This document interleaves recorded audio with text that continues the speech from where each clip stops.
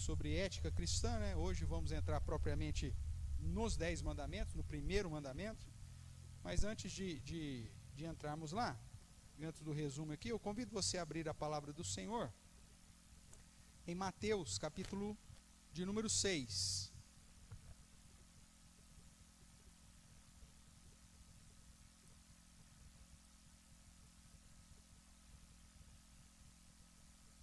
Hoje, no nosso momento de oração, um pouquinho antes, né, de iniciarmos, nós lemos Lucas, capítulo 18, a partir do verso 18, que conta a história daquele homem que é chamado de o jovem rico, mas na verdade já é um homem que desde a juventude dizia que guardava a lei, né, e que Jesus manda então ele vender tudo que tinha, dar aos pobres e segui-lo. E aquele homem então vai entristecido o seu caminho, e a Bíblia diz que justamente porque ele era riquíssimo, ou seja, ele amava muito mais o próprio dinheiro do que o Senhor, Deus.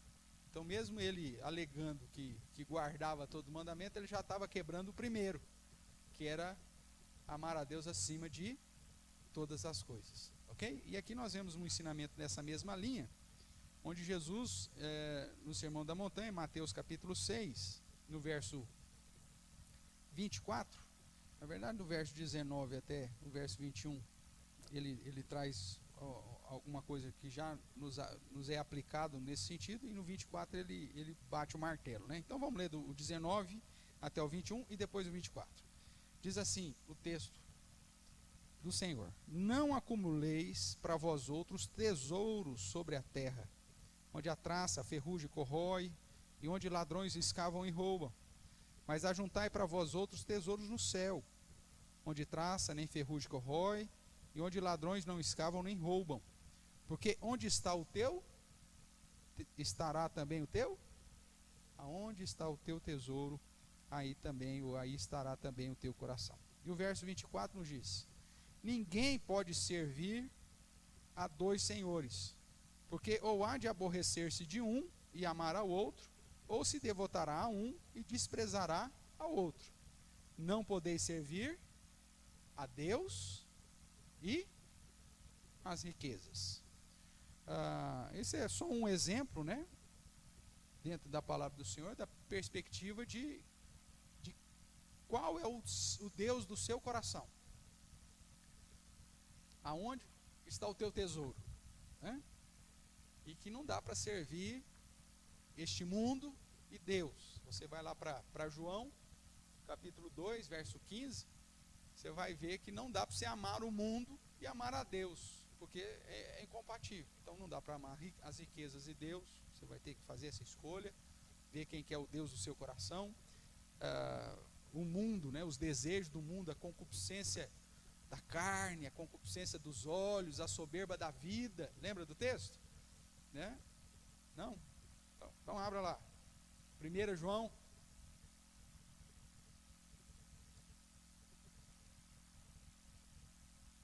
Primeira carta do apóstolo João, capítulo 2,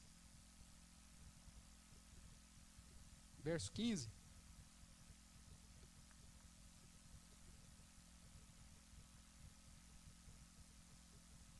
Onde ele diz, 1 João capítulo 2, verso 15: não ameis o mundo, nem as coisas que há no mundo. Se alguém amar o mundo, o amor do Pai não está nele. Porque tudo que é no mundo, o desejo da carne, a concupiscência da carne, os desejos dos olhos, ou seja, a concupiscência dos olhos, e a soberba da vida, a arrogância, né, da vida, não procede do Pai, mas procede do mundo. Ora, o mundo passa, bem como a sua concupiscência, aquele, porém, que faz a vontade de Deus, permanece eternamente. Então, nós vemos que há um conflito em amar Deus e a riqueza.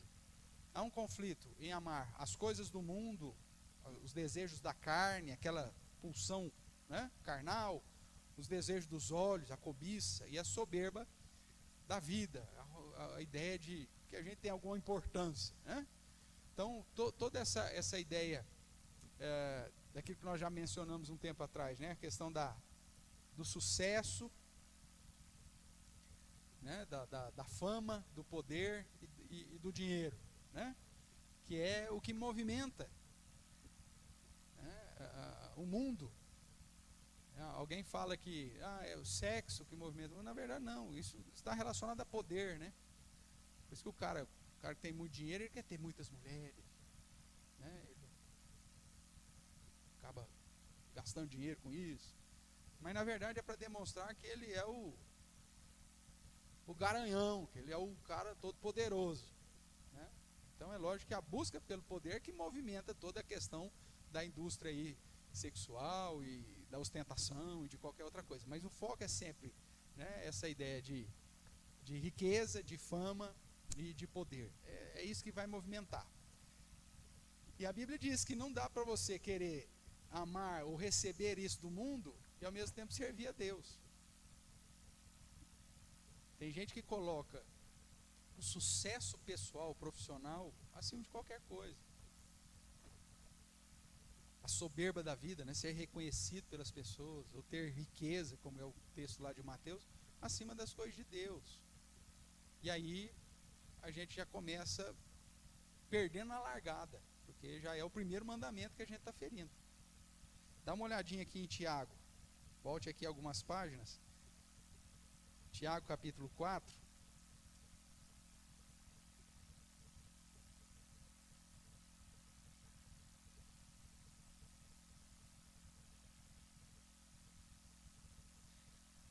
For ler desde o início do capítulo, né, você já vai ver o conflito aí dos desejos deste mundo com o padrão de Deus, mas o verso 4 é importante.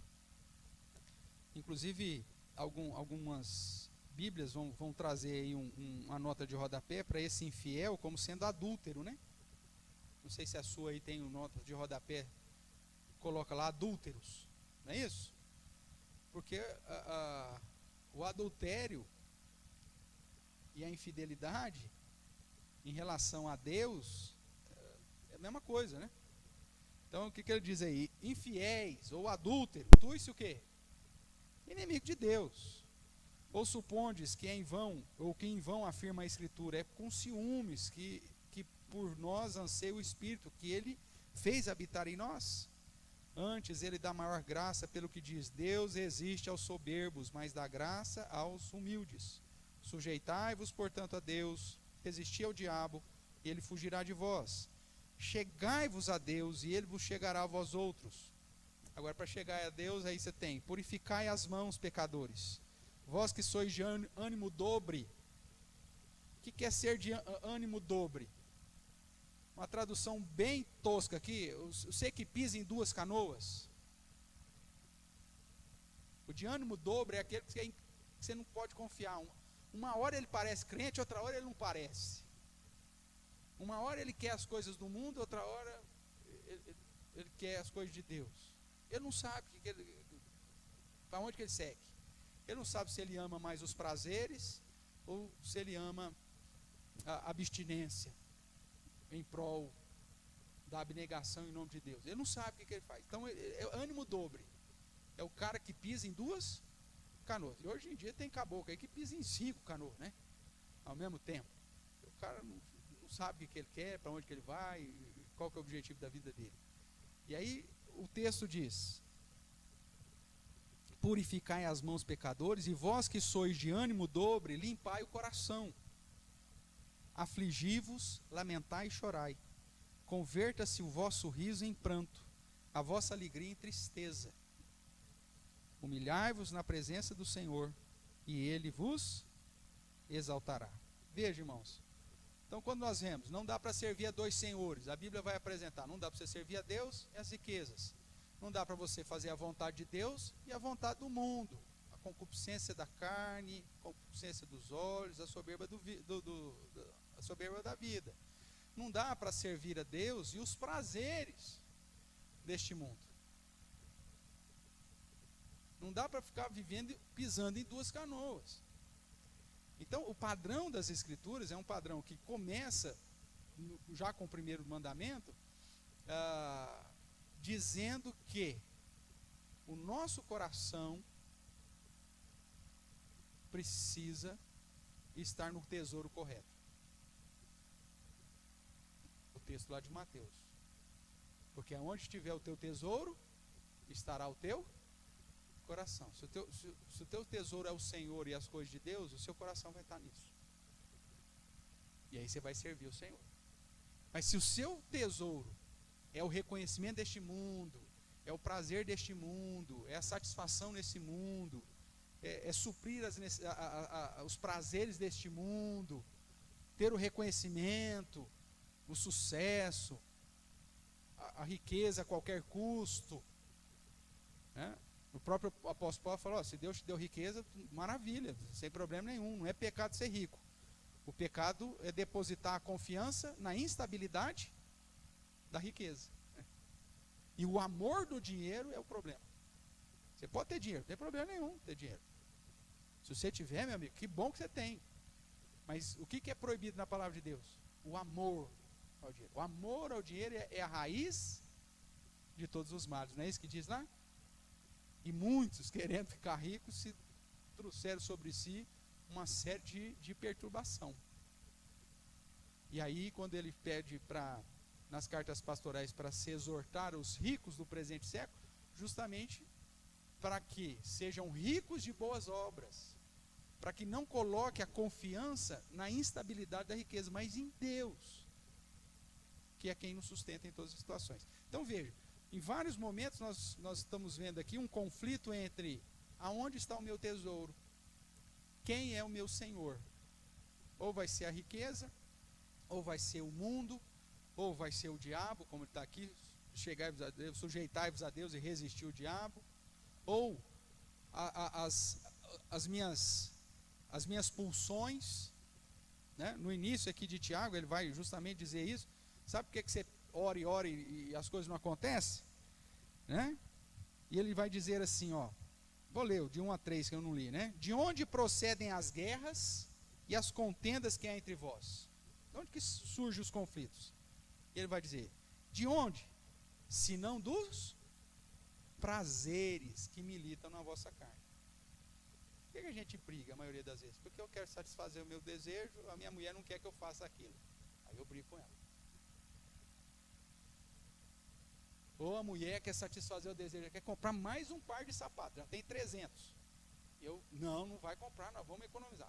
Vai dar briga. Mas por quê? Eu preciso daquele sapato? Não preciso. Eu preciso trocar o carro de novo? Não preciso. Mas é desejo, é prazer da minha carne. Aí por que dá guerra? Por que dá contenda? Por que dá briga?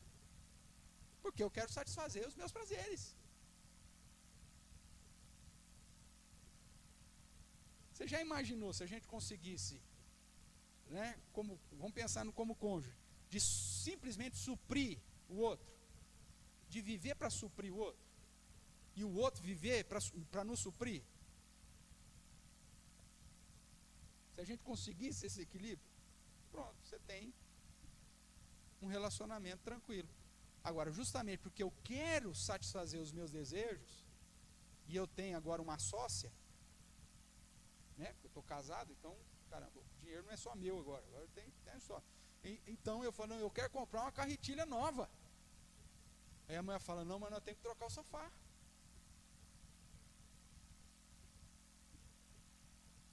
A Bulgarcia, R$2.000. Quanto que é o sofá? Também R$2.000. E agora? Compra o sofá ou compra a Bulgarcia? Aí vai ter contenda, vai ter conflito. Mas por quê? Porque eu quero satisfazer os prazeres. Então, da onde que surge guerra, contenda e conflito? Dos prazeres que militam na nossa carne. Ele vai dizer no verso 2, cobiçais, então a cobiça, nada tendes, matais, invejais, e nada podeis obter. Viveis a lutar e fazer guerra, nada tendes, por que não pedis? Pedis e não recebeis, porque pedis mal? Para esbanjardes em vossos prazeres. Eu não preciso daquilo, é só para esbanjar no meu prazer. Aí vai dar briga, vai dar rolo, vai dar confusão. Mesmo que não é num contexto conjugal, mesmo que você vive sozinho na vida, é a mesma coisa.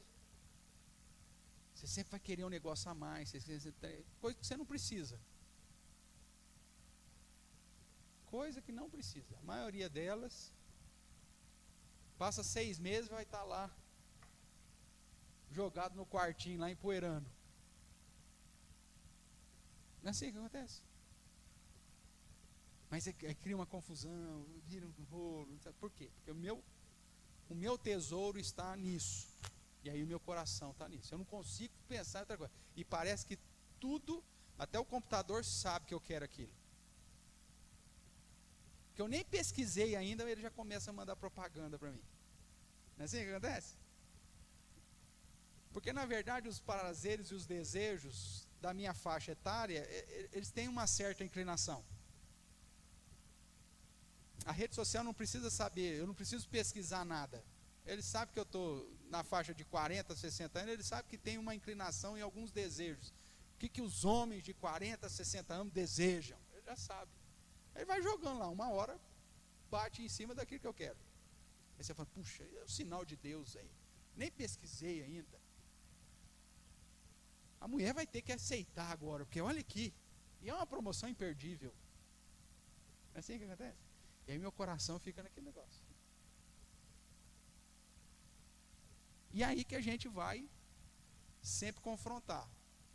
Quem é o Senhor do meu coração?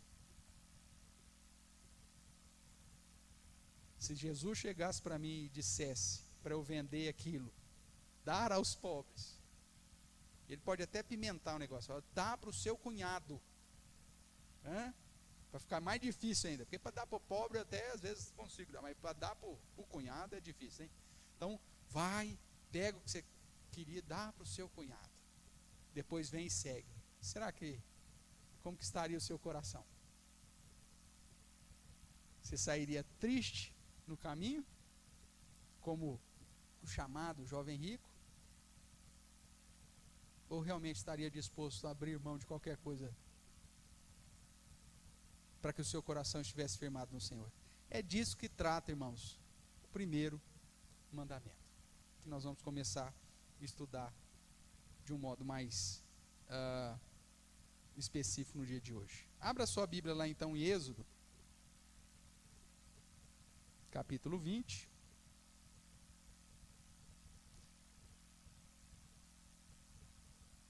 Ficou claro que a gente está em constante conflito, irmãos?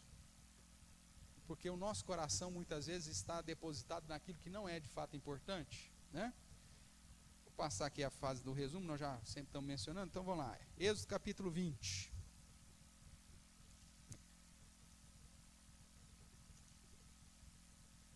Vamos ler aí o prefácio, né?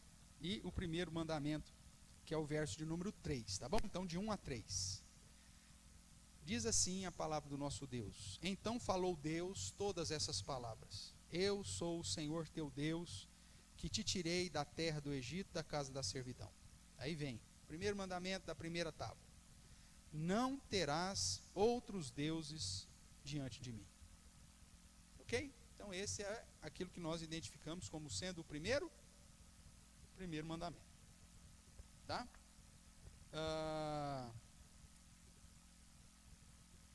Deixa eu só, antes de entrar aqui, o pessoal está dizendo aí que está muito baixo hoje o áudio. Irmãos, nós tivemos um problema com a mesa de som da igreja e nós estamos com uma mesa substituta. E nós estamos sem sonoplastia hoje também. Então, infelizmente, nós vamos ter aí alguma dificuldade com o áudio, tá? Porque nós não estamos sem ninguém lá para operar e também não sei se essa mesa que está substituindo a outra até arrumar, se ela tem como aumentar. Então vou pedir aí para os irmãos pôr no, se está na televisão, põe lá no 90, 95, né? Que aí fica bom, né? Não é isso, seu Marco? Quando está em casa tem que pôr lá no 89, 90 para ficar bom. Se tiver no computador ou no celular, aí a sugestão aí que o Lucas Martins deu, né? Colocar um fonezinho, que aí melhora um pouco mais, tá? Desculpa, mas infelizmente é o que nós temos para hoje. Então vamos lá, voltando aqui para Êxodo 20, nós tratamos na semana passada, né? Que existe uma divergência na visão dos 10 mandamentos da forma judaica para a forma cristã, né? Os judeus, eles não falam em mandamentos, mas eles falam em declarações. E eles já colocam o prefácio como sendo a primeira declaração e eles juntam aí alguma parte aí, tá? Mas o nosso foco aqui, nós vamos seguir o nosso padrão dentro da visão cristã. Para os judeus, o verso 2, que para nós trata do prefácio, já é considerada a primeira declaração. E o verso 3, que para nós é o primeiro mandamento, para ele já trata da segunda declaração, que vai até o verso 6. Então ele junta tudo aquilo que trata do nosso primeiro mandamento e segundo mandamento como sendo a segunda declaração. Mas isso aqui é só uma curiosidade, porque aí às vezes você vai pegar algum comentário de um judeu, você vai ver que vai ter uma diferenciação na questão da identificação dos mandamentos. Mas nós cremos, seja ela declarações ou mandamentos, o texto como está aqui. No caso do romanismo, as traduções católicas, você já vai ver que tem alguma diferenciação de interpretação na própria tradução. E aí diferencia a essência do texto original, tá bom? Mas vamos lá.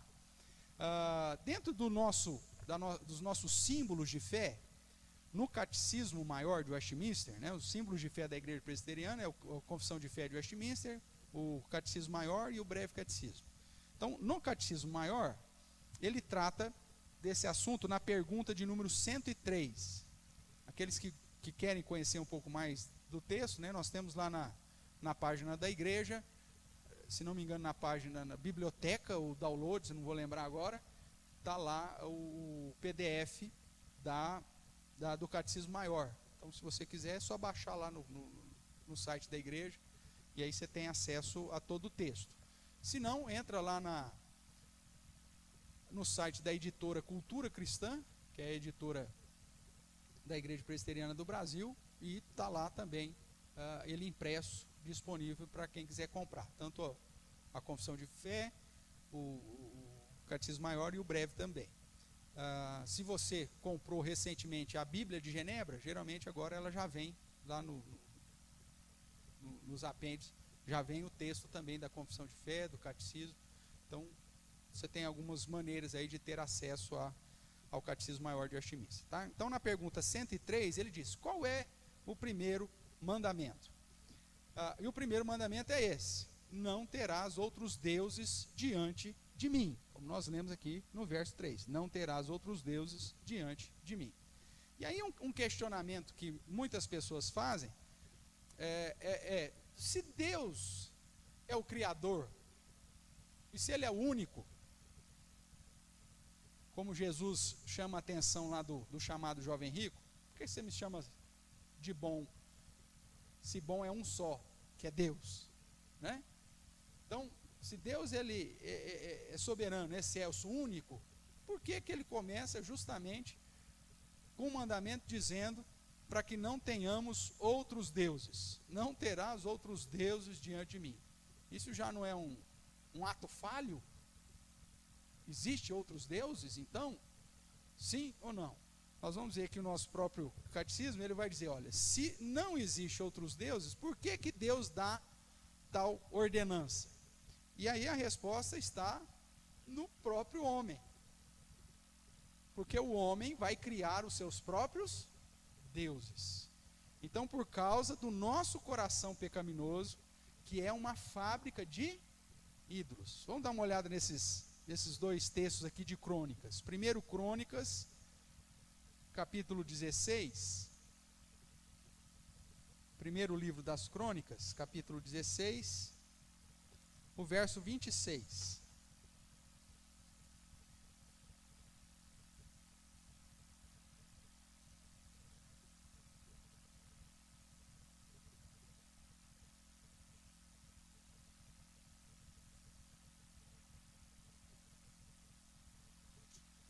Primeiro livro das Crônicas, capítulo 16, o verso de número 26. Nós temos aqui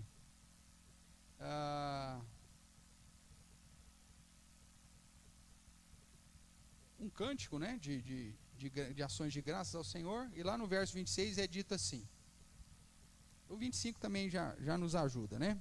Ele diz, porque grande é o Senhor, estou no 25, e muito digno de ser louvado, temível mais do que todos os deuses, Porque todos os deuses dos povos são ídolos. O Senhor, porém, fez os céus. Então, quando nós temos um mandamento que diz, não terás outros deuses diante de mim, não é porque existe outros deuses. É porque os povos fabricam os seus próprios deuses. Isso faz parte da mancha, né, do efeito noético do pecado sobre nós. Quando nós somos manchados e o senso de Deus, que é inato em todos os seres humanos, também é manchado. Você vai para uma civilização, um povo tribal que nunca teve contato com a civilização moderna, você vai chegar lá, né, e você vai encontrar nesse contexto dessa civilização que está lá, ainda isolada, você vai encontrar todo um sistema religioso. Pode ser que ele adore uma ameba, pode ser que ele adore a minhoca, pode ser que ele adore um jatobá, pode ser que ele adore o sol, pode ser que ele adore um peixe, não importa. Mas todo o sistema religioso vai estar inserido naquela civilização. E não só isso, vai estar inserido um princípio da redenção, que é o chamado fator Melquisedeque, né, em antropologia, que é o fato de que cada indivíduo e cada civilização vai tentar um meio para a redenção, porque a realidade do pecado e da morte é inato para todos. Não precisa você chegar para uma tribo que está isolada e falar assim, olha, mentira é pecado. Não, ele pode não usar esse termo, mas ele sabe que quando alguém engana o outro, alguém não fala a verdade para o outro, que isso aí não é bom. Que isso aí traz um prejuízo para a própria sociedade, para o próprio convívio da civilização, por menor que ela seja. Então, essa lei de Deus gravada no coração, todos os homens têm. Então, o que acontece? Com o efeito do pecado na vida do homem, esse senso de Deus e essa noção da lei de Deus gravada no coração foi manipulada. E é por isso que em algumas civilizações você vai ver que a prática pecaminosa é até exaltada como virtude. Né? Tem uma história missionária, eu não vou lembrar agora que contexto, mas os missionários chegaram, começaram a pregar para uma civilização e dentro daquela civilização a traição era uma virtude. E quando eles falaram que Judas traiu Jesus com um beijo, Judas passou a ser o herói daquela civilização. Efeito do pecado sobre o nosso senso de certo e errado, de justiça. Mas eles tinham um senso. E eles tinham uma religiosidade. Então, não importa o povo, não importa a civilização, não importa a época. Todos os povos, eles têm inato esse senso de Deus. Mas que por causa do pecado, vai ser conduzido a adorar o quê? A criatura ao invés do Criador. Lembra de Romanos capítulo 1? Vamos dar uma olhadinha lá para reforçar isso? Romanos capítulo 1.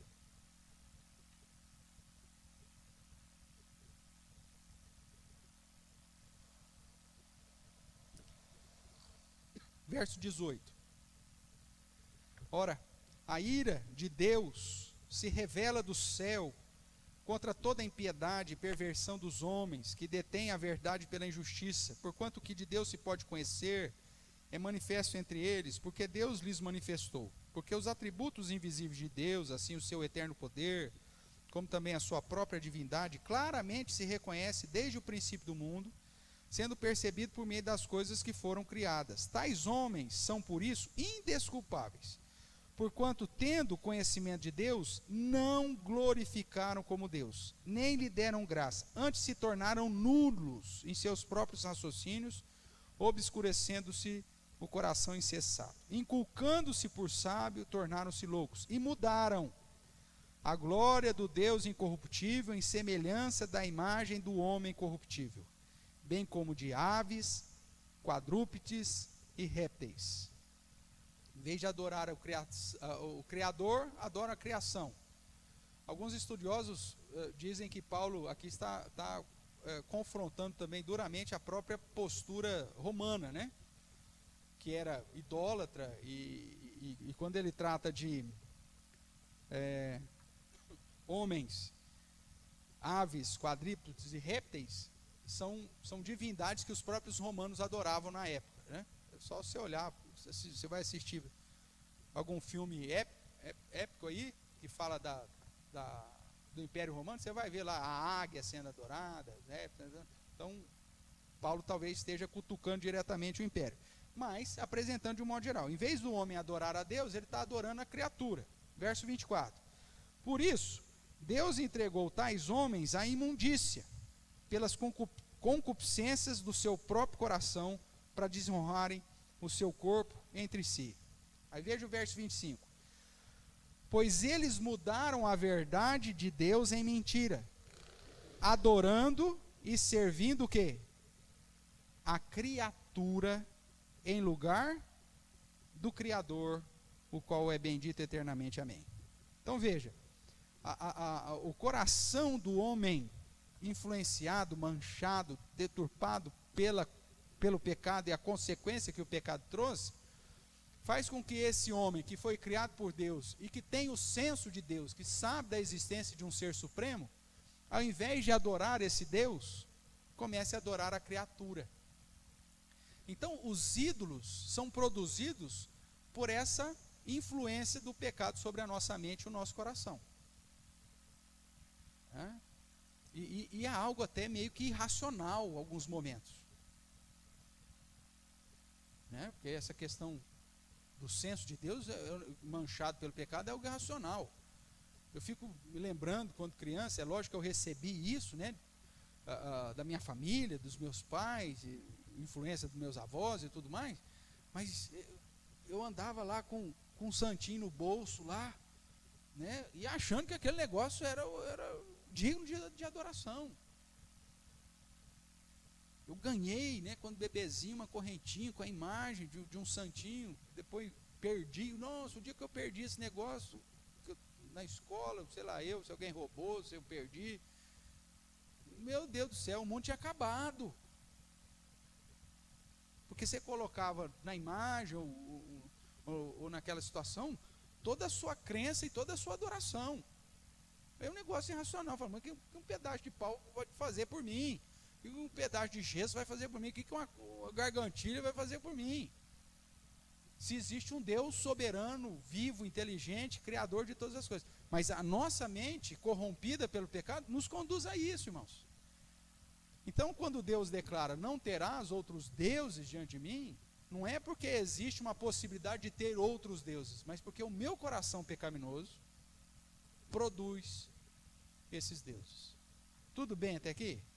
Vamos lá para o segundo livro de Crônicas. Segundo Crônicas 32, 19.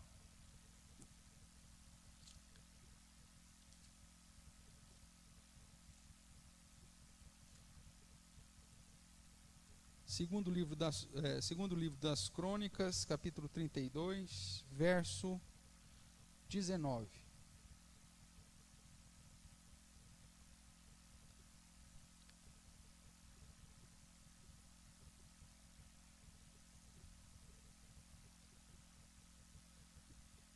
Vamos lá.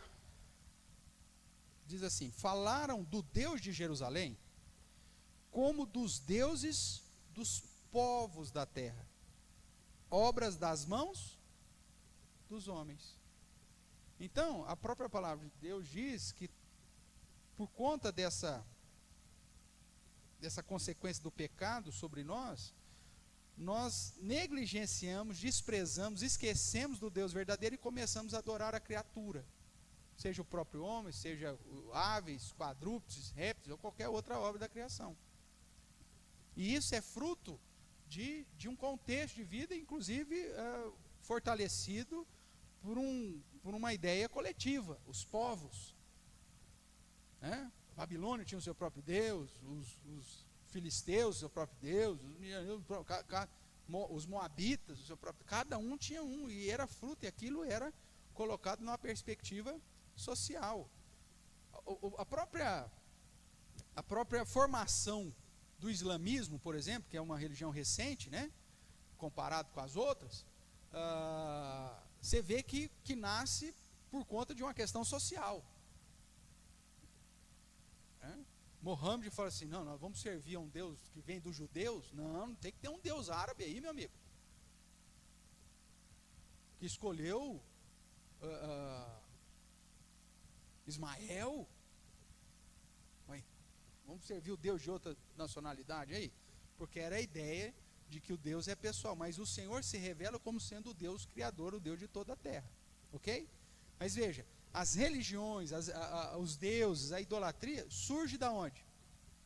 Do nosso próprio coração, que é fábrica de ídolos. Porque nós desprezamos a revelação de um Deus excelso, supremo, e começamos a adorar o Criador, a criatura. Tudo bem quanto a isso? Então, quando nós olhamos para o primeiro mandamento, que diz, não terás outros deuses diante de mim, não se trata da possibilidade de existir outros deuses, mas sim de que o nosso coração produz Deus, ou deuses, e que nós devemos servir e ter Ele como o único Senhor absoluto da nossa vida. E aí, no progresso da revelação, nós vamos ver que esses deuses produzidos pelo nosso próprio coração, não necessariamente é uma entidade religiosa, mas pode ser a riqueza, pode ser os prazeres, a concupiscência da carne, a concupiscência dos olhos, a soberba da vida, o satisfazer do meu próprio coração, amar as coisas do mundo. Veja, não precisa ser sintetizado numa figura, numa entidade religiosa. Não.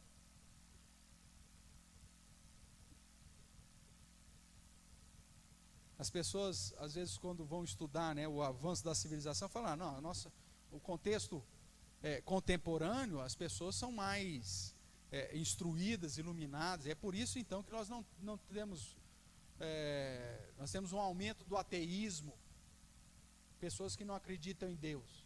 Não, meu amigo. Nós somos tão idólatras como qualquer povo foi, qualquer geração foi. A diferença é que agora nós não estamos adorando uma entidade religiosa, a gente está adorando o materialismo, estamos adorando o hedonismo, estamos adorando a nós mesmos, não é assim? A riqueza, a ostentação. Eu só não personifiquei isso numa entidade religiosa, mas continua sendo fruto de um coração idólatra, de um coração pecaminoso. Hoje, essa geração, muitas vezes, né, fitness, na verdade é um culto ao corpo, onde define-se um padrão dos adoradores. Não é qualquer um que pode adorar isso. E qual que é a maior desgraça para esse povo? É envelhecer.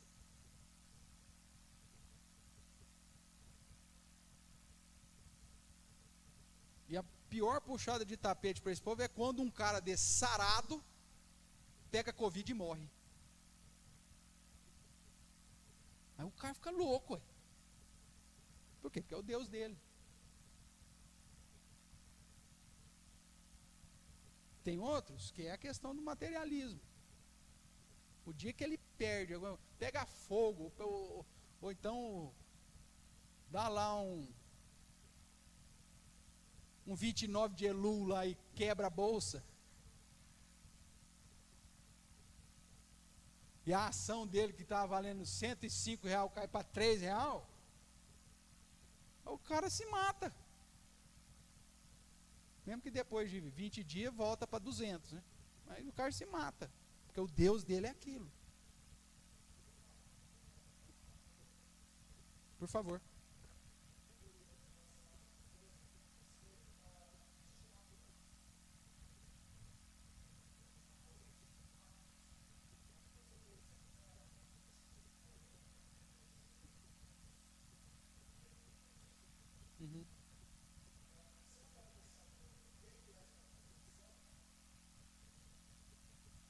depende do contexto cultural que você está.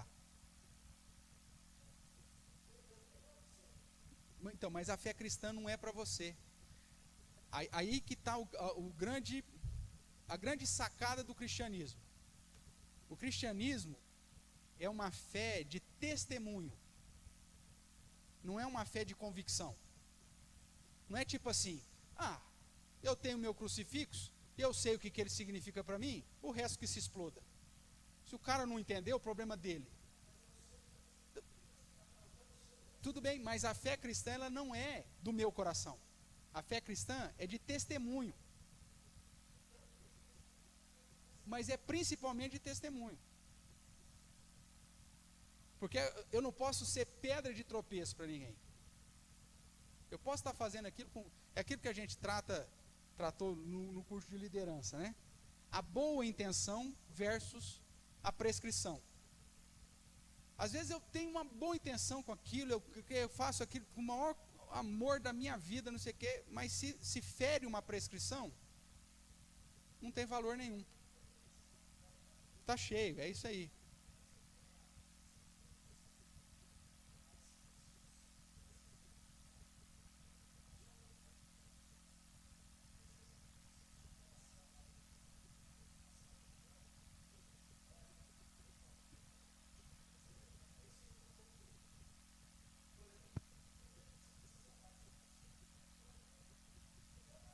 Não, tudo bem.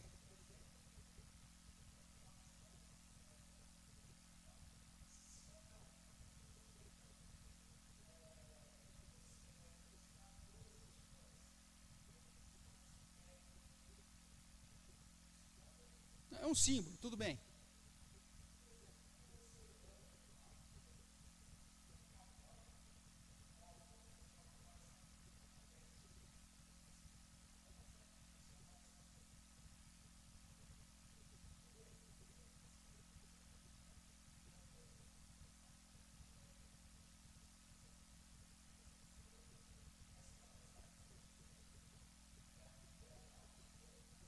Sim. Não, se o cara pegar a Bíblia e tiver aquilo lá como um amuleto ou alguma coisa tal, está errado. Não, eu entendo o que você quer falar, mas no caso do cristianismo não tem como você separar. Porque é justamente isso que o próprio Senhor Jesus confronta do judaísmo. Porque o judaísmo é uma religião de aparência. Não, a própria religiosidade. Andar com filactério, andar com o negócio na testa, ir para Jerusalém. O que Jesus compara o judaísmo? A figueira frondosa, que ele foi procurar frutos e não tinha. E o que ele fez com a figueira? Secou a figueira. Entendeu? Então, essa é a ideia. Não, mas eu faço, eu tenho aquela convicção e eu faço, as pessoas... No cristianismo, essa aparência não pode estar desassociada do testemunho. Você tem que ser frondoso, mas tem que ter fruto também, usando a mesma figura da figueira. Se alguém olha, pode até ver, ele anda com a Bíblia, isso indica que ele é cristão. Ele tem um crucifixo, indica que é cristão. Por isso que eu falo, dependendo da cultura, porque se dependendo da cultura, ninguém nem sabe o que é aquilo lá. Mas você pode até ter esses elementos, desde que ele não seja um elemento para culto, de aparência, mas isso não pode estar desassociado do seu testemunho. Tanto que se eu chego num lugar que o crucifixo vai me trazer mais complicação do que oportunidades para falar do amor de Cristo, o que eu faço? Jogo fora. Porque o foco maior é o testemunho. Que é uma dificuldade muito grande hoje, na igreja de hoje, a igreja contemporânea, porque é o seguinte, a cada dia mais, os membros da igreja têm se tornado individuais. Não, o que importa é minha vida com Deus. Eu oro em casa, eu leio a Bíblia, né? Eu acompanho um monte de culto pelo Facebook, então eu estou bem com Deus. Tá bom, meu amigo, mas isso é aparência. E a fé cristã não é só aparência, é aparência associada a testemunho. Então, esse individual fala, não, eu estou bem com Deus, se os outros não me entendem, problema dos outros. Eu tenho que dar esse testemunho e mostrar, inclusive, que eu sou maduro. Se os outros não entendem, o que Paulo diz a respeito do débil na fé? Se você que é maduro na fé, você tem que, por causa do amor do tantã na fé, do débil na fé, você vai dar testemunho por causa dele. Paulo diz, tem algum problema você comer carne? Não, não tem. Mas por causa do débil na fé, até que ele entenda, você não coma.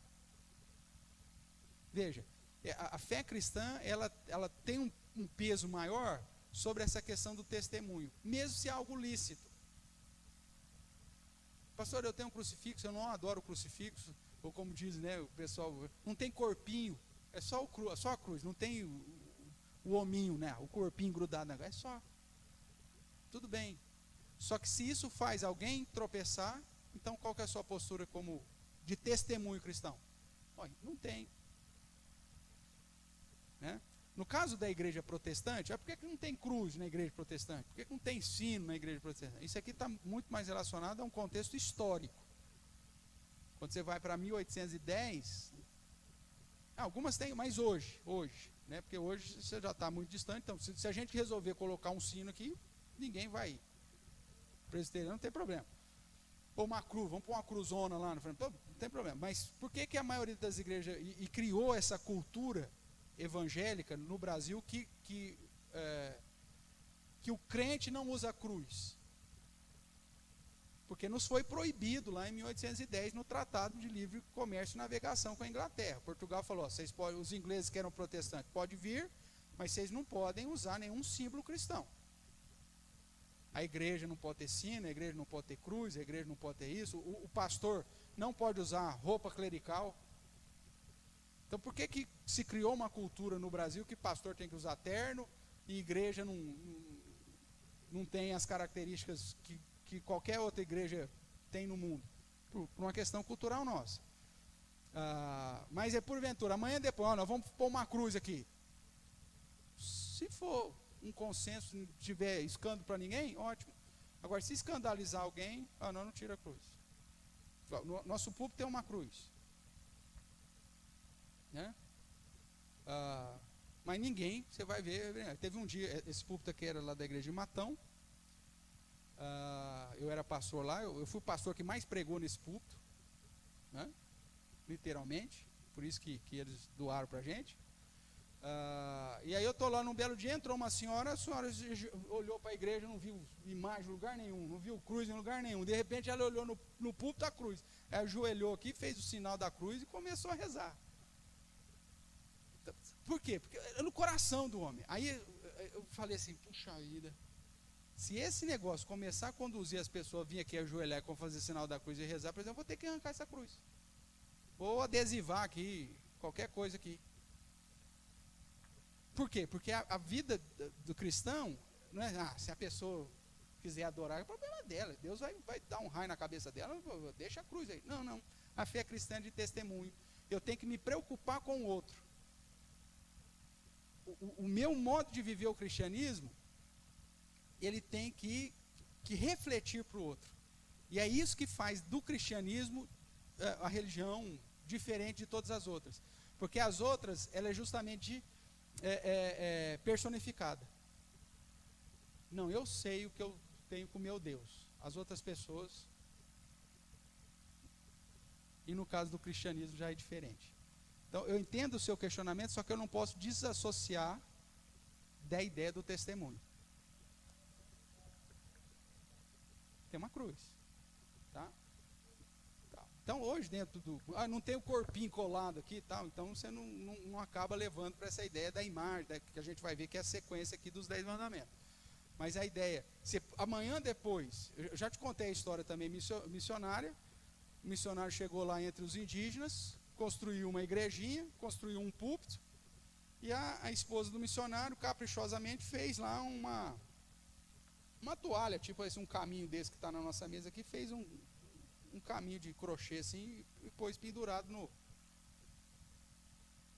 no púlpito. E o missionário ficou lá há anos, e essa toalhinha lá. O missionário morreu, sei lá, foi embora. A toalhinha começou a apodrecer, se desfez. Aí mandaram um índio lá para a cidade. Quem conta acho que é o Cássio. Mandaram um índio lá para Manaus para procurar a igreja e ver na onde que arranjavam uma toalhinha daquela, porque como que eles iam cultuar sem a toalhinha agora? Como que alguém ia pregar naquele púlpito sem a toalhinha? Quer dizer, o missionário fez aquilo sem saber de nada, mas para o indígena, aquela toalhinha se transformou num objeto de culto. Como não tinha mais a toalhinha, não dava para pregar. E o missionário não percebeu que ele tinha criado isso, porque isso nasceu no coração do próprio índio, e um foi passando para o outro. Então, aí o que aconteceu? Aí você tem que ir lá, aí a missão foi lá, e aí foi ensinar a igreja que a toalhinha não é importante, que aquilo é um adorno, como essa aqui, e pronto, acabou. Mas se transformou em objeto de culto, pronto, já virou um problemão. Então, nós como cristãos temos que estar atentos a isso. E às vezes, a gente tem algumas práticas, vou colocar entre aspas aqui, ritualísticas, né? Que o dia que não tem, você fala assim, olha, nós estamos perdidos. Nós estamos perdidos. Tem tudo isso. Então se cria um padrão que não, entendeu? Que não precisa. Então a gente tem que estar atento a isso, porque aí você fala, gente, isso não tem nada a ver. Domingo, não é o pastor que vai pregar, então não tem bênção. Então e agora? Meu Deus, essa semana vai ser uma desgraça, porque não tem bênção apostólica no final do culto. Ou acontece algum problema, não vai tocar o amém tríplice no final do culto. Aí todo mundo, meu Deus, e agora? Não cantou o amém, não acabou o culto, porque não cantou o amém, não acabou o culto, e agora? Como que nós faz? Então, a gente tem que estar constantemente atento, porque às vezes no coração da pessoa, ela vai criando ritos, e às vezes deuses, que como cristão a gente tem que estar atento, para que ela não quebre o primeiro mandamento. Sim, aí você tem uma série de coisas, né? Mas vamos lá, irmãos. Então, o problema aqui não é a existência de outros deuses, mas o fato de que o coração do homem produz. E esses deuses que está falando do primeiro mandamento não refere-se a entidades religiosas necessariamente. Porque no progresso da revelação fica claro que a riqueza pode ser um deus, os prazeres pode ser um deus, o amor ao mundo pode ser um deus, né? O pisar em duas canoas pode se tornar um deus. Então, com o progresso da revelação, em especial no Novo Testamento, fica muito mais amplo esse perigo da quebra do primeiro mandamento. Deus precisa ser o único Senhor da minha vida.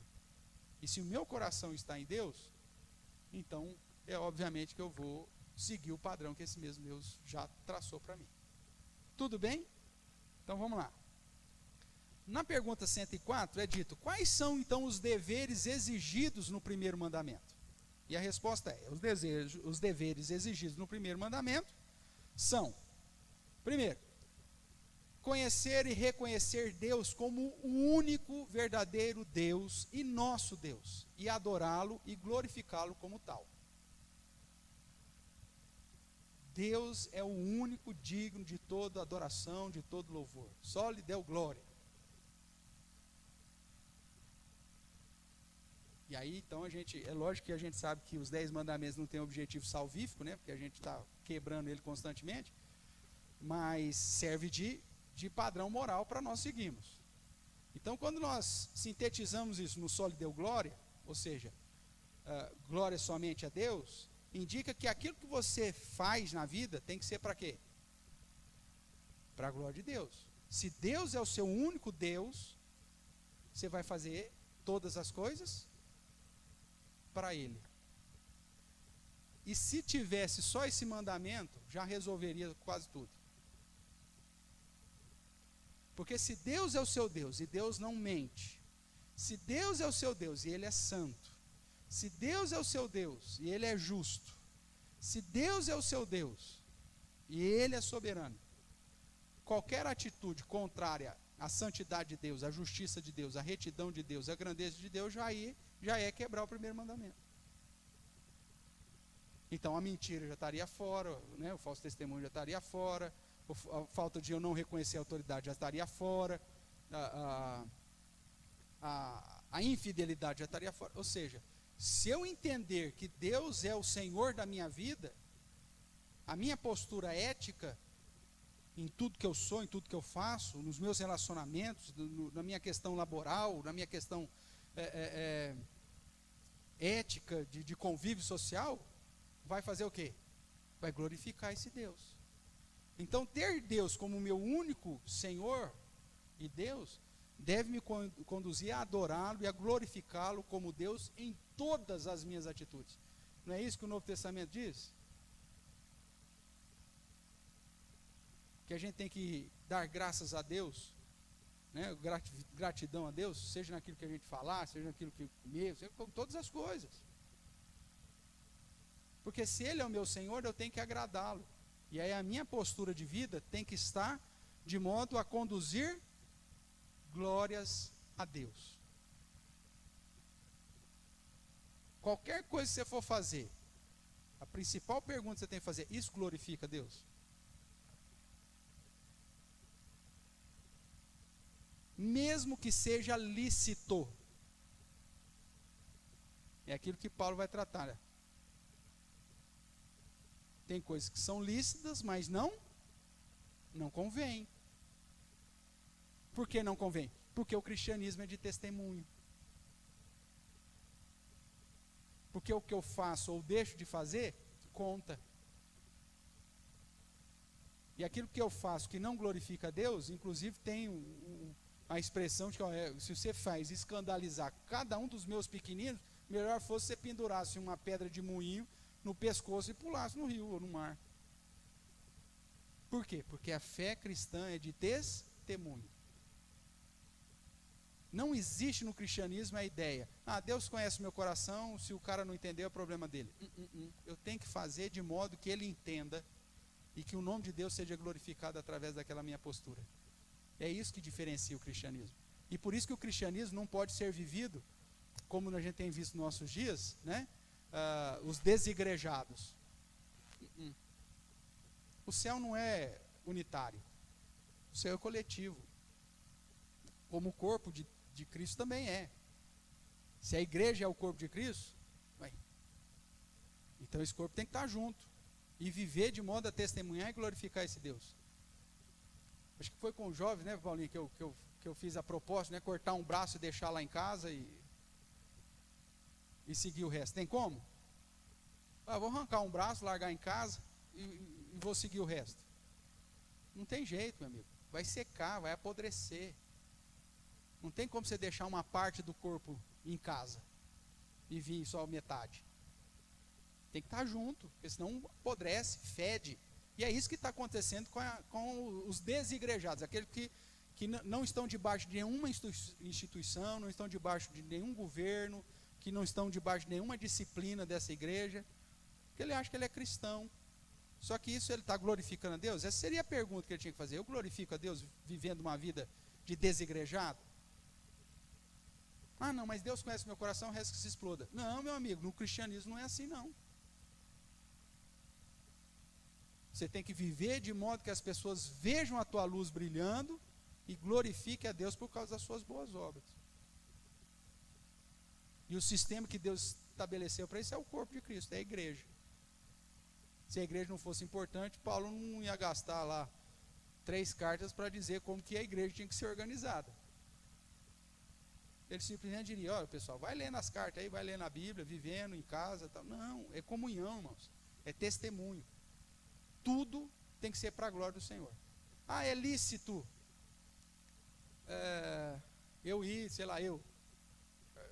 essa crise, né? Vamos dizer assim, eu até os meus 16 anos, eu não era convertido ainda, eu trabalhei alguns anos na festa do peão, lá em Barretos, maior festa de rodeio da América Latina. Foi de louco. Aí depois me converti, a questão é, muitos crentes, e a final do rodeio é domingo, E os melhores shows são quando? Domingo.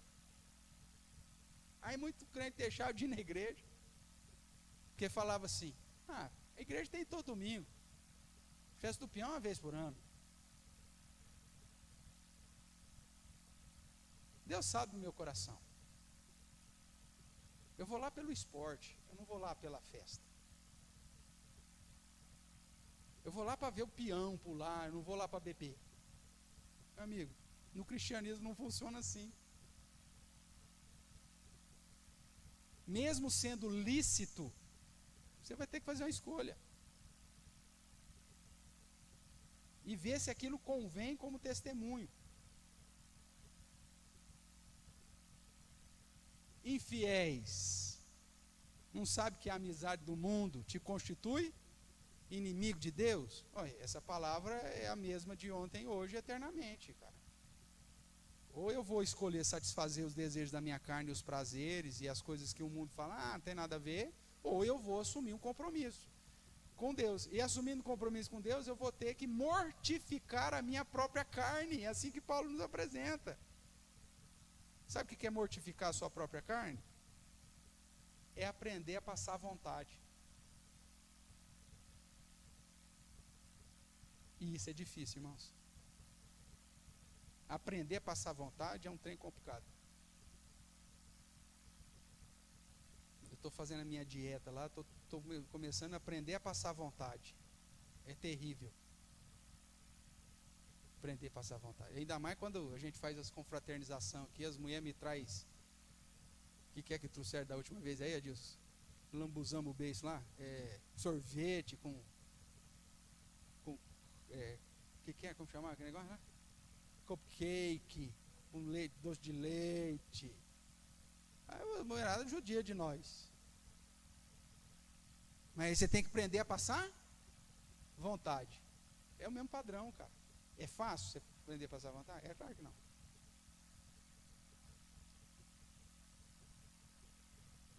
Agora, aí que você identifica quem é o Senhor do seu coração, cara.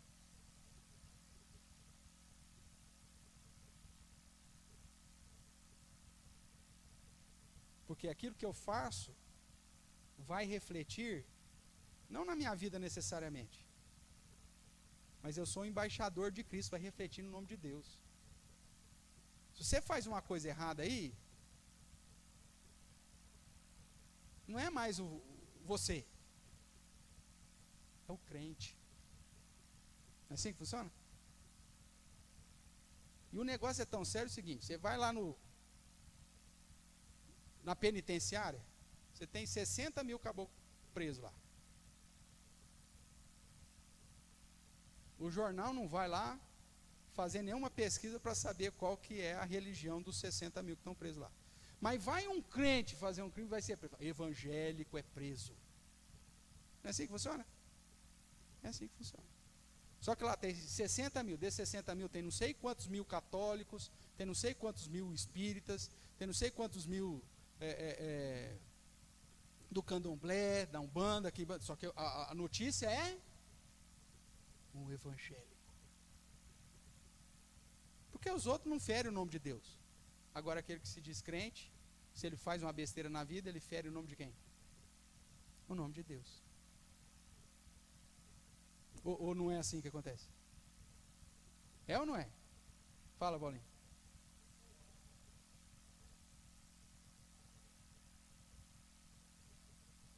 Que ia ressuscitar, né? Nossa, vira manchete. G1 tratou do assunto.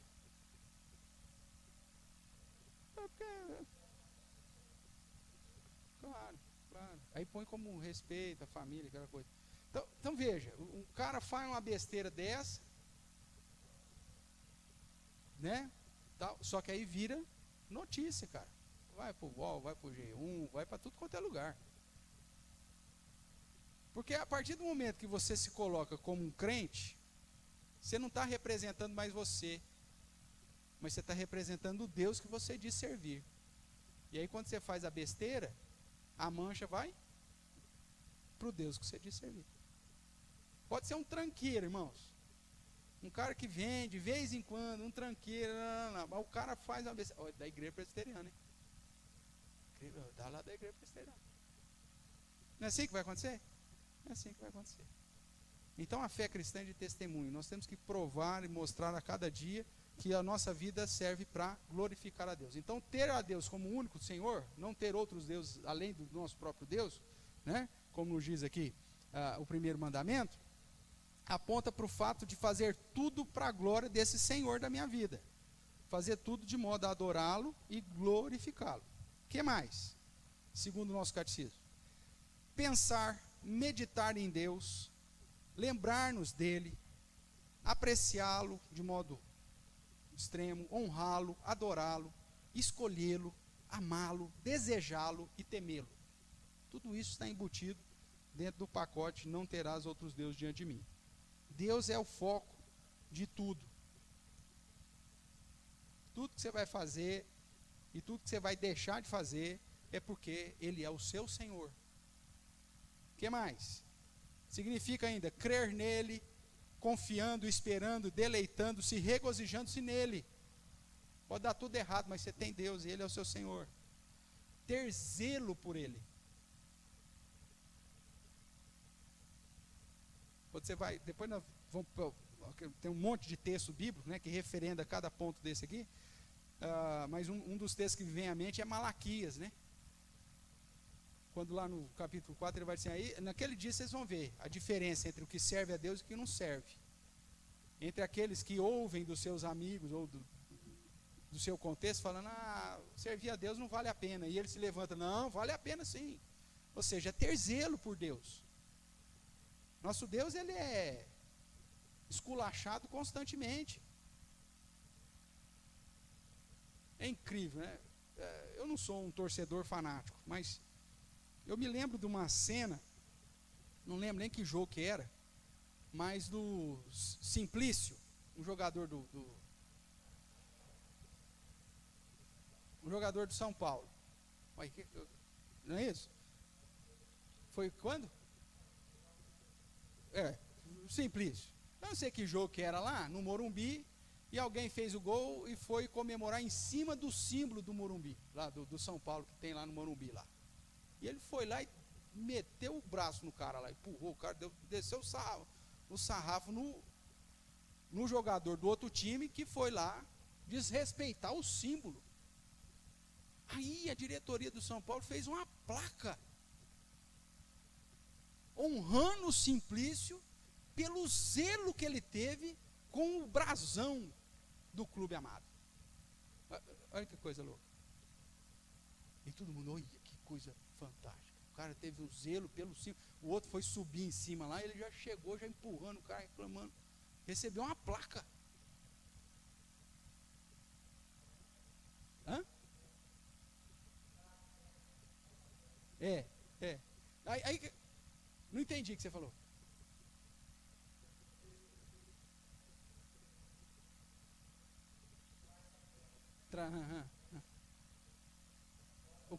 Claro, você cria confusão. Mas o que eu estou falando é que o zelo dele, pelo símbolo lá, foi maior que tudo. E aí ele teve o reconhecimento de todo mundo. Vixe, acho que deve ter foto desse episódio lá nos corredores do Morumbi, com toda certeza. Entendeu? Agora, nosso Deus, ele é confrontado. As pessoas zombam dele. E a gente? Como se não fosse conosco. E a gente pega e fala assim ainda. Tem que amar, né? Meu amigo, mas você está esquecendo que amar a Deus acima de todas as coisas é o principal mandamento. Ter zelo por Deus significa que a igreja, ela precisa manter as marcas da verdadeira igreja. Ter zelo por Deus significa que a igreja precisa aplicar disciplina quando necessário. Porque se a igreja não faz isso, o nome de Deus cai em vexame. Aquela igreja lá não é séria não. O povo não serve a Deus não. Ali pode de tudo. Meu amigo, a gente fica numa situação complicada, né? Eu acredito, como é de conhecimento público, né? A gente sabe aí que isso vai uma hora ou outra respingar. Você vê como é a situação. 30 anos atrás, numa denominação que não é nem a nossa, nós somos a Igreja Presbiteriana do Brasil, uma outra denominação, um cara apronta, como líder dessa igreja, o cara apronta. 30 anos depois, com todo o direito, aqueles que se sentiram prejudicados vão atrás da justiça agora. Perfeito. 30 anos depois. Sem problema nenhum. Só que quem que vai ficar manchado nessa história?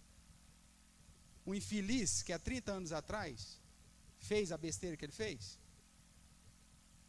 Não. A igreja. Deus.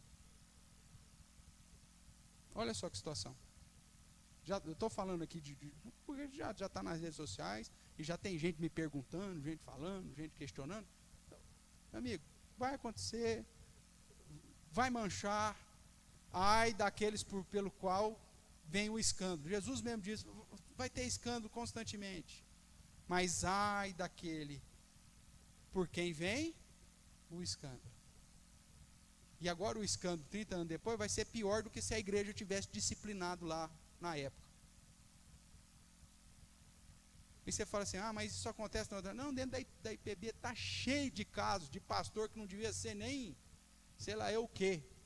E que continua pastoreando, mas que manchou o nome de Deus. E a igreja não tem zelo para com Deus, porque permite que um cara desse volte a ser pastor. Irmãos, eu tenho pecados, sou pecador como qualquer um. Tenho os meus pecados do passado. Se algum dia um pecado do passado meu vier me assombrar, eu tenho que ter a dignidade de, sei lá, eu vou vender tomate na feira. Mas eu não posso deixar, continuar como pastor. Por causa do zelo que eu tenho que ter para com Deus. Mas aí você vê a bagunça que está muitas vezes dentro das igrejas. Isso é quebra do primeiro mandamento. Porque o primeiro mandamento exige, se Deus é o meu Senhor, eu tenho que ter zelo por Ele. Paulinho, você levantou a mão?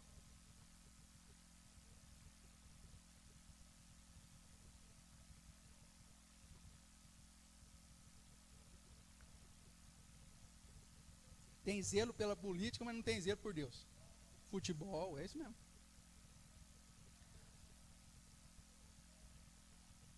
Caladinho, quietinho. Mas aí que é a grande questão. Você vê quem que é o Deus do coração. Agora, não é aquela situação do zelo de Deus, não, gente, não fala mal de Deus não, e vira as costas. Não, meu amigo, você tem que usar os meios comuns, naturais e legais para se fazer as coisas. Mas você tem que cuidar para que o nome de Deus seja zelado. E aí, mais uma vez, recai sobre mim. As minhas posturas podem trazer uma mancha para o nome do Senhor. Vamos lá, por causa do nosso tempo aqui, vamos caminhar. O que significa, então, ter o Senhor como nosso único Deus? Invocá-lo, dando-lhe todo o louvor e gratidão, agradecimento, prestando-lhe toda a obediência e submissão do homem inteiro. Ou seja, todas as áreas da minha vida, tudo que eu sou, é consagrado ao Senhor. Ter cuidado de o agradar em tudo, e tristeza quando ele é ofendido em qualquer coisa.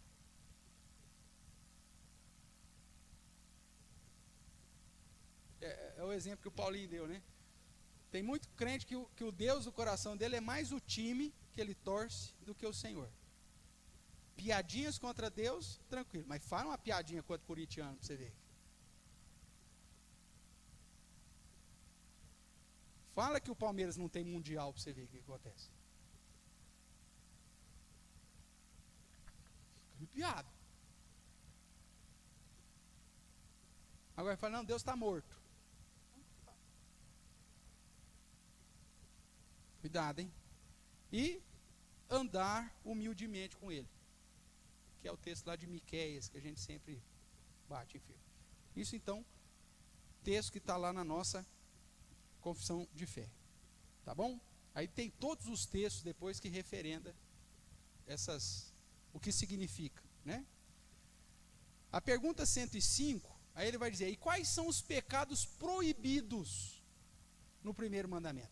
Porque você lembra, todo mandamento, ele precisa ser entendido, que aquilo que ele manda fazer, então você tem que fazer, e o contrário disso já está embutido. Então, ter o Senhor como seu único Deus, exige de você toda aquela postura que a gente pode resumir o seguinte, fazer tudo para a honra e glória de Deus.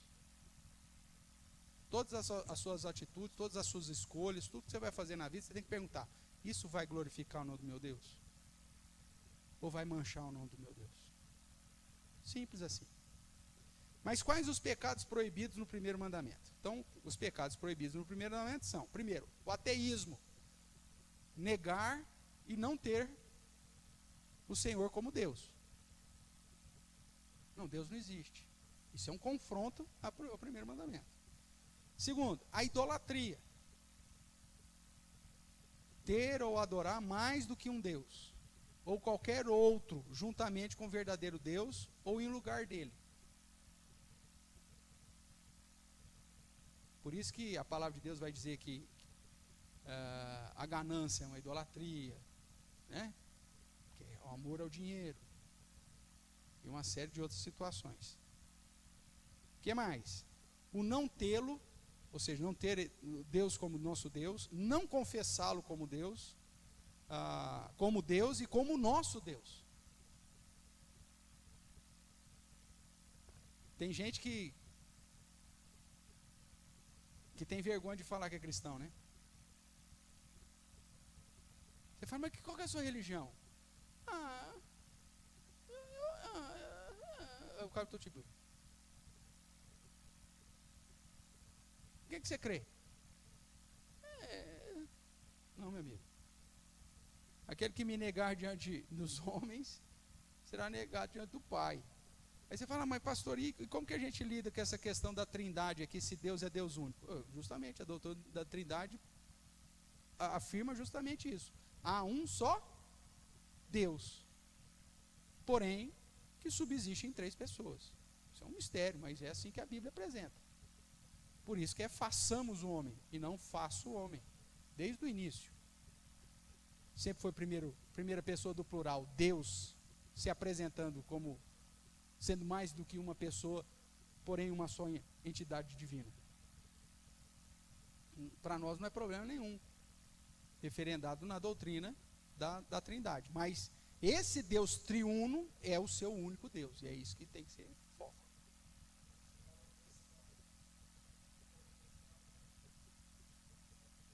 Sim, sim.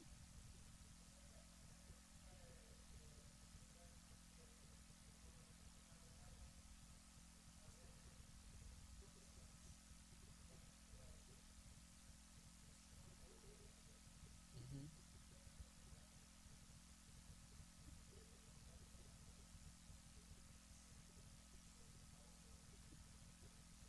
uhum. Não, eu não sei, não sei. Quem nos deu esse nome foi a Igreja Católica, de protestante. Sim.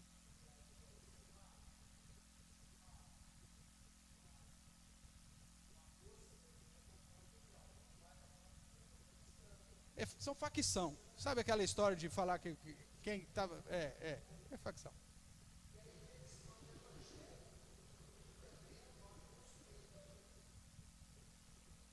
Uhum.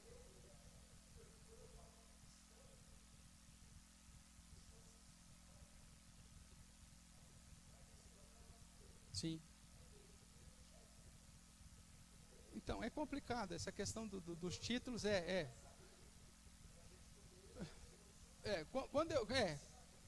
Claro, claro, claro. É, cada situação você pode usar, mas quando a gente usa tanto a figura do protestante como o evangélico, ou como o cristão, a gente usa dentro de um sinônimo daquele que teme a Deus e guarda o testemunho de Cristo como Salvador. É aquilo que Apocalipse vai falar, né? Os tementes a Deus e que testemunham a respeito do Cordeiro.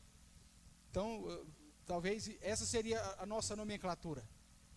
Mas você é o quê? Eu sou o cara que teme a Deus e testemunha a respeito de Jesus como o Salvador. Vai entender nada, mas, entendeu? Então, essa questão do título é complicada.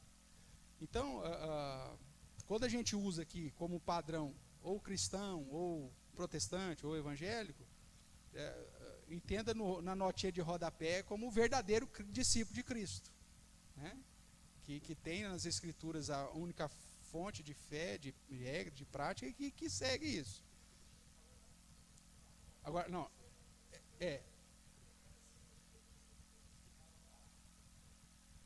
aí depende do contexto que você está. Por exemplo, eu estou tratando com um católico, eu não vou falar de cristão, vou falar de protestantismo. Não, então, não, mas se é para mostrar a diferença, por que você... Porque nós protestantes, nós fazemos dessa forma assim, assim, assim. Mesmo porque hoje a palavra cristão, nem num contexto fora, né, do ambiente ocidental, tem algum valor. Os próprios perseguidores da igreja, ele não falou, eu estou perseguindo os cristãos. Quem dá esse termo somos nós aqui, a nossa mídia, né?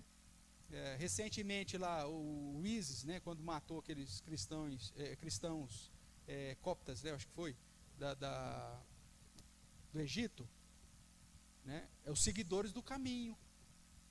Foi assim que eles se apresentaram na internet. Nós vamos matar todos aqueles que seguem o caminho. Que era a mesma expressão que o judeu fazia quando começou a perseguir a igreja lá em Atos. Né? Esses que estão pregando o caminho aí vieram trazer confusão aqui. Então, era o modo. O termo cristão só foi lá em Antioquia depois, né, por conta do testemunho, porque eles viviam como Cristo. Mas hoje em dia esse termo perdeu muito significado. Então essa questão da nomenclatura é complicada. Sim.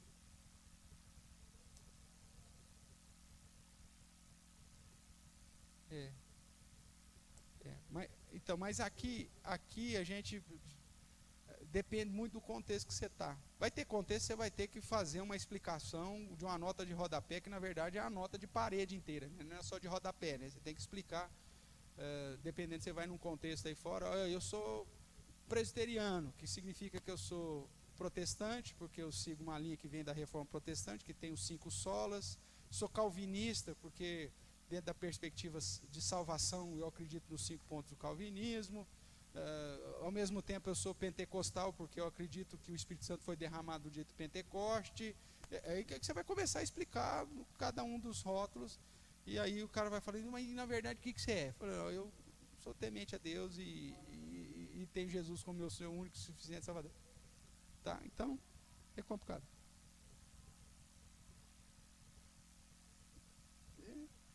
Então, mas aí, dependendo do contexto que você está, se você está conversando com um católico, ele fala, então você é igual a mim? Eu também sou cristão. Você fala com um espírita kardecista, ele fala, eu também sou cristão. Você fala, não, meu amigo, não sou. Então, é isso que eu estou falando. Vai ter, em vez da nota de rodapé, você tem que fazer a nota de parede inteira e tentar explicar. Tá bom? Mas vamos lá. Então, voltando aqui, quais são os pecados proibidos? Então, o fato de não confessar a Deus como seu Deus, a omissão ou a negligência de qualquer coisa devida a Ele, exigida no mandamento, que é a questão do zelo para com Deus, adorar a Deus, bendizer a Deus, bendirir a Deus, ou seja, tudo aquilo que é colocado como algo que você tem que fazer, se você negligencia, é quebra no mandamento. Aqui entra também a ideia, por exemplo, da questão do culto, né? Que é uma responsabilidade nossa de colocar isso como prioridade, né? E que infelizmente a nossa geração ela tem desprezado esse negócio. Estar reunido para prestar culto a Deus não é mais uma necessidade para o cristão de hoje, ou para o crente, protestante, sei lá o termo que a gente for usar, né? O culto, ele vai vir prestar culto se ele não tiver mais nada para fazer na vida, né? Basicamente vai ser isso. Se tiver algum programa diferente, o culto fica para depois. Oi, Luísa.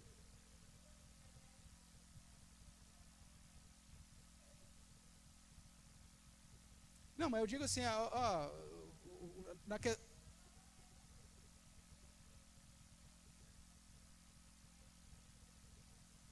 sim. Agora, hoje em dia nós não temos tempo para nada, nem para Deus. O desenho que o Paulinho pôs lá. Aí só tá a sepultura do cara lá. Não tem. Verdade. Verdade.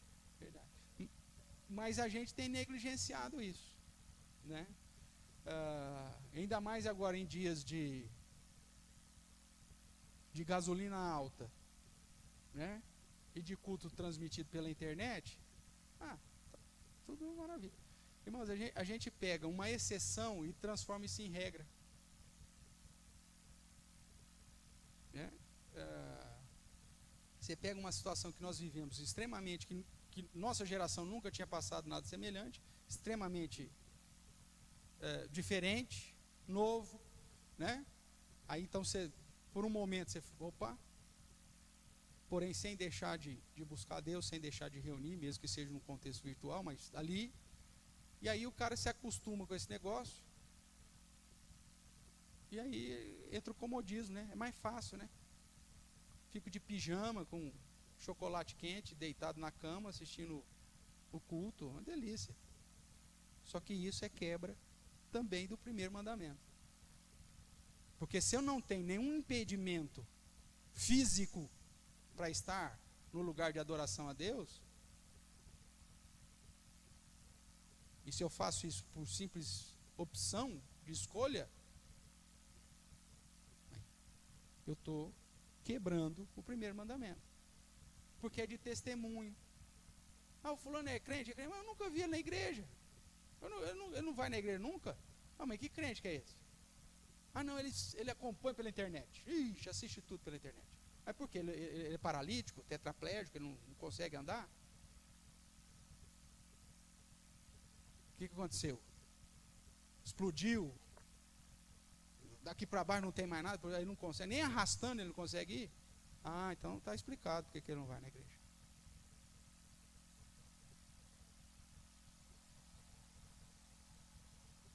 Então veja, irmãos, tudo aquilo que assume o lugar de Deus, a importância de Deus, é quebra do primeiro mandamento.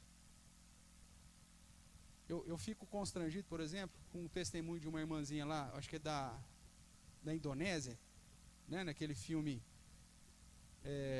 da missão Novas Tribos. É o Etal? Não é o Etal. Acho que é da Indonésia mesmo, não vou lembrar o nome. E uma irmãzinha com lepra. Aí ela pega no testemunho lá do filme, ela fala assim, eu vou ficar em casa, vai ficar doendo do mesmo jeito. Então você vai doer em casa, dói na igreja. Vai estar doendo, em qualquer lugar que eu for vai estar doendo. Então pelo menos eu vim aqui. E se Deus não quiser me curar também, não tem problema, porque eu sei que lá no céu eu vou ter um novo corpo. E o foco é lá. Uma irmãzinha recém-convertida, num trabalho missionário, dentro de uma civilização que nunca tinha ouvido falar das verdades do Evangelho. E eu assisto aquele filme lá e eu falo, meu Deus do céu. Aí hoje o cara, uma dorzinha, não vou no culto não. Uma dorzinha. Só que trabalhar o cara vai, porque senão ele vai descontar o salário dele. Aí dá um jeito de trabalhar. Não é assim? Dá um jeito de ir. Se fosse o casamento do sobrinho, ele ia. Dá um jeito. Se fosse a festa, não sei do que, a passeata do partido eleitoral dele, vai. Vai mancando. Agora você fala, na igreja não tem. Aonde está o teu coração? Onde está o teu tesouro? Está o teu coração, meu irmão.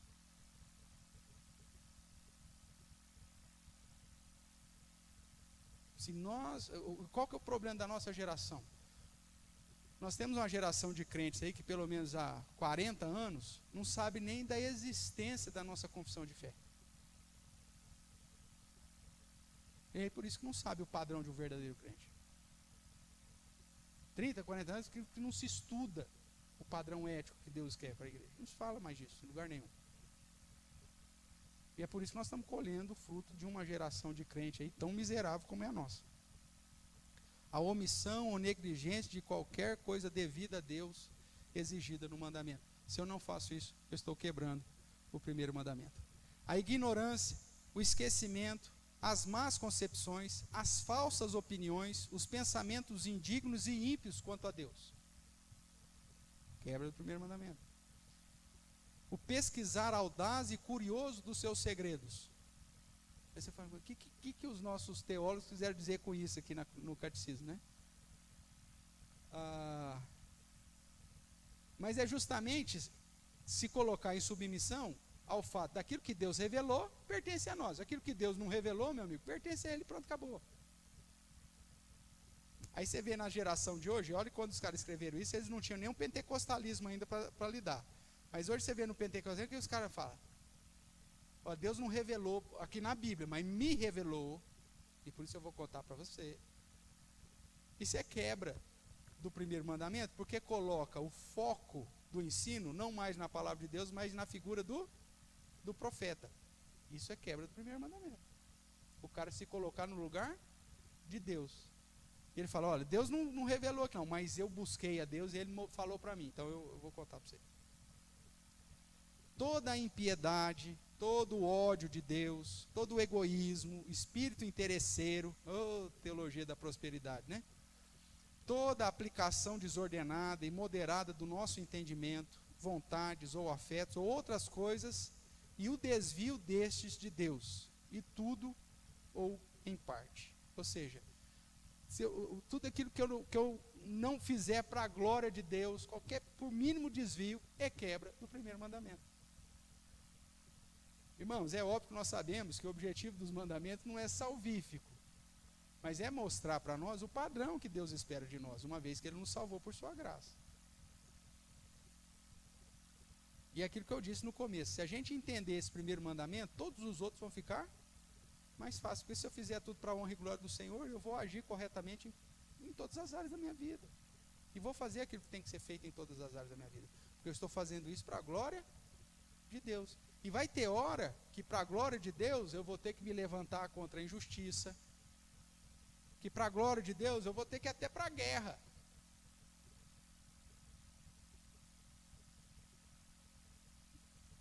Porque eu vou ter que entrar numa briga que não é minha.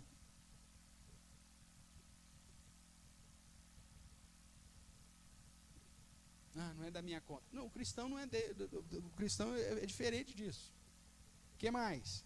A vã credulidade, falar que crê só da boca para fora, a própria incredulidade, a heresia, as crenças errôneas, a desconfiança, o desespero. Se eu creio que Deus é o meu Deus e Ele é o soberano, por que eu vou me desesperar?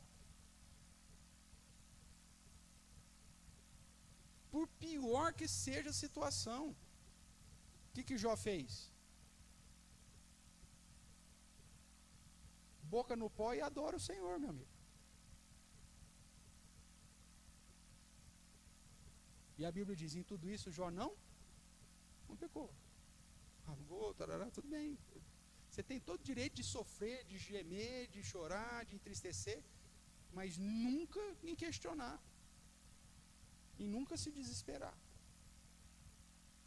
A resistência obstinada e a insensibilidade sobre o juízo de Deus. Isso aqui é um assunto mais difícil, né? Seria interessante talvez ter mais tempo. Mas a ideia, tem pessoas que estão sendo disciplinadas claramente por Deus, porque estão colhendo aquilo que plantaram, mas o cara não consegue reconhecer que aquilo é fruto do próprio pecado dele. O bicho é teimoso. Deus às vezes vem com o seu juízo, com a sua disciplina, para nos ensinar, para nos educar, para nos colocar em dependência mais dele, mas mesmo a gente continua na nossa soberba. Ou seja, essa resistência, não se dobrar diante de Deus e diante da soberania de Deus, é quebra do primeiro mandamento. O que mais? Dureza de coração. Soberba. A presunção. A segurança carnal, ou seja, depositar na instabilidade da riqueza, por exemplo. O tentar a Deus. Olha essa situação lá, ó, do 3 dias lá. Amigo, se você joga, tentar a Deus. O uso de meios ilícitos. E a confiança demasiada nos lícitos. Né? Confiar no governo. Meu amigo, seu negócio é com Deus. É disso que trata o primeiro mandamento. O que mais? Os deleites e gozos carnais. Procurar satisfazer os seus prazeres ao invés de glorificar o Senhor. Um zelo corrupto, cego e indiscreto. Só faço aquilo porque eu vou ter algum benefício por conta daquilo. Lembra que aqui são pontos proibidos, né? A tibieza e o amortecimento nas coisas de Deus. O tutibiar, né? A ideia de aquilo que Jeremias vai dizer, né? Maldito o homem que faz a obra do Senhor relaxadamente. Esse é um ponto. E lembra que o versículo diz? Aquele que não desembainha a sua espada. É maldito tanto o que faz de modo relaxado, como aquele que não faz o que tem que fazer. Se você tacar a espada, tem que desembainhar, então você faça isso. Senão você é maldito. Você ficar nas duas canoas. O alienar-se e apostatar-nos de Deus. O orar ou prestar qualquer culto religioso a santos, a anjos ou qualquer outra criatura. Isso é quebra do primeiro mandamento. É proibido. Por isso que aí o pessoal, pastor, o verdadeiro crente que adora só Deus pode participar de uma missa ou de um casamento católico que não está adorando ao único e verdadeiro Deus? O que você me explica? Pode ou não pode? Não, pastor, mas eu vou lá na igreja e Deus conhece o meu coração. Ele sabe que eu estou lá e que eu não estou adorando Maria, não estou adorando nenhum outro santo. Eu vou na quermesse, pastor, mas quando eles falam, viva São Pedro, eu falo, Senhor, glória só a ti. No meu coração eu falo. Viva São João, você fala, Senhor, perdoa, porque eles não sabem o que fazem. E você também, porque você está lá fazendo o quê? Cristianismo é vida mais testemunho. Não tem jeito de se fugir, irmãos. Qualquer situação que te conduz à aparência do mal, a Bíblia já diz para você fugir. É o passar vontade, véio. Pastor, mas vai ter, pastor, o culto ecumênico na minha formatura. E aí? O senhor não vai lá pregar, pastor? Não me convida que eu não vou. Ai, pastor, mas é a oportunidade de você pregar o evangelho. Ô, infeliz, você ficou 5 anos na faculdade e você não pregou o evangelho um único dia lá. E você acha que a responsabilidade é minha ir num culto ecumênico para pregar para os seus amigos que você não pregou 5 anos de faculdade? É muita cara de pau sua. Achar que no culto ecumênico vai fazer. Você conviveu com o cara lá 4, 5 anos, o dia inteiro, fazendo estudo, pesquisando, indo para os barzinhos, indo para os botecos, indo para a churrascada, indo para a zona, indo sei lá para onde. Aí depois, que na hora que termina a faculdade, leva o pastor lá, o tonto lá, para fazer um culto ecumênico, junto com o padre, junto com o pai de santo, e junto, sei lá, com quem lá da Igreja do Espírito. Meu amigo, se você não teme o primeiro mandamento, eu temo. O simples fato de eu estar lá junto, já faz, dentro do meu testemunho, que eu digo, olha, tudo é a mesma coisa, viu gente? O rabino, o pai de santo, o sacerdote católico aqui, a profetisa, é tudo a mesma coisa, e eu também. É isso? É lógico que não é. Ai, pastor, o senhor é muito radical. Não, a lei é. Eu sou ainda pecador, porque eu não consigo, eu ainda falho. Mas naquilo que eu posso não falhar, então, aí nós crava junto aqui, ó, isso aqui nós não vamos fazer, pô.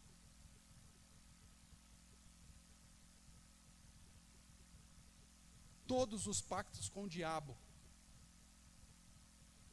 é proibido. Ah, mas isso aqui é óbvio, né, pastor? É óbvio, mas tem muito crente que não sabe. Ai, pastor, eu fui lá tomar um passe, porque ó, eu estava com uma dor. Eu fiz uma simpatia. Hã? Arruda, põe uma arrudinha assim. Qualquer coisa que não é de Deus é do diabo, meu amigo. É quebra do primeiro mandamento. Ou você confia no Senhor, ou o consultar com Ele e dar ouvidos às suas sugestões. O diabo, no caso. Pastor, eu fui numa cartomante, pastor. Ela falou que Deus tem um amor para a minha vida. Meu amigo, ou você confia em Deus ou você não confia. Não saio de casa sem ler o horóscopo. Mas peraí, você confia nas estrelas ou no Deus que criou as estrelas? Que colocou lá, inclusive, para servir de sinal para nós. Quem que você confia mais?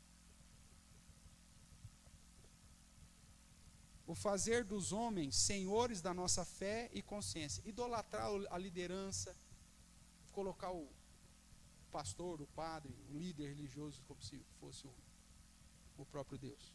Cuidado. O fazer pouco caso e desprezar a Deus e os seus mandamentos. O resistir e entristecer o seu espírito. Tudo isso é proibido. O descontentamento, a impaciência com as suas dispensações.